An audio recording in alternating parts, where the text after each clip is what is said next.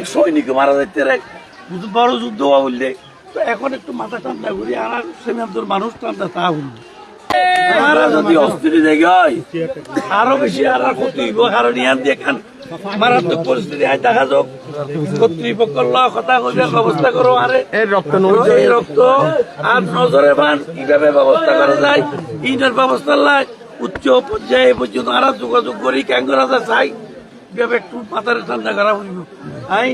আর এলাকার মানুষেরা হাত দূর করে হইতে ওনারা বয়স্ক একজন নেতা হিসেবে আল্লাহর বাস্তে মাথা বিপদত আল্লাহ কইতে মাথা ধৈর্য ধরি বেলায় বিপদের সময় মাথা ধৈর্য ধারণ করতে হবে।